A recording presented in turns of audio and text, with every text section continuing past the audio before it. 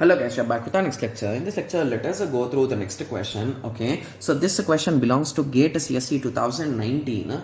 Okay, so the given question is a relational database contains two tables, student and performance. Okay, so they clearly give both the tables here. They are saying the first table is a student and the other table is performance. Yes, as shown below, the primary key of the student table is a roll number. Okay, so roll number is the primary key. For performance table, the column roll number and student code together form a primary key. Okay, so both of them combinedly form the primary key. Okay, consider the SQL query given below, the number of rows returned by the SQL query. Okay, so this query looks really small, right? Yes, that's really good. So now they are saying select s.student name, comma, sum p.marks. Okay, from student s, performance p, where p dot marks is greater than 84. Okay, so this question seems to be uninteresting, and they are trying to group student names, right? Yes. Okay, so let us start. So indirectly what they are checking, guys, they are checking whether the student marks are greater than 84 or not. P dot marks. Okay, so this is named as S and this is named as a P. Okay, so now let us start from where condition, or where shall we start, guys? So if we want to group them by names, so anyway, is there any common name, guys? Amit, Priya, Vineet, Rohan and Smita. So basically there are no common names. I think even after doing a group by, we are not going to get any update, right? So that will be the exact group. So now P dot marks greater than 84. So it is greater than 84, greater than 84, greater than 84, greater than 84, greater than 84. So only this particular row will be removed, right? Because it is less than 84. So now what we are trying to print?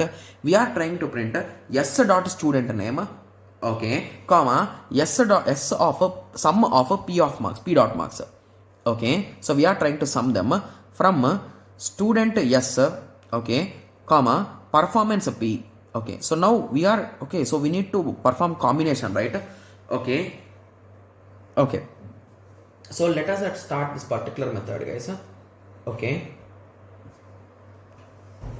okay, so if we start analyzing, so here roll number 1 took 3 courses and the total is, so if you want to calculate total, it is 86 plus 95 plus 90.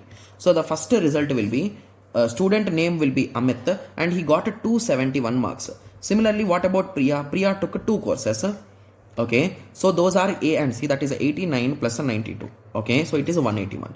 So Priya will be getting 181. Okay, when it comes to Vineet, so Vineet took 1 course but he did not qualify. Okay, so indirectly his sum marks will be 0, right? So the marks are not available in the particular table.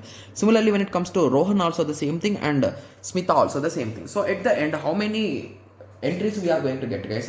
So I think the answer for this should be 5, right? Because there are total 5 distinct values. So even by doing this group by, there is no value and just the student names will be printed, and here there could be null or there could be zeros, guys, right? Yes, so the most probable answer I think should be 5, right? Yes, so this is a quite interesting and easy question.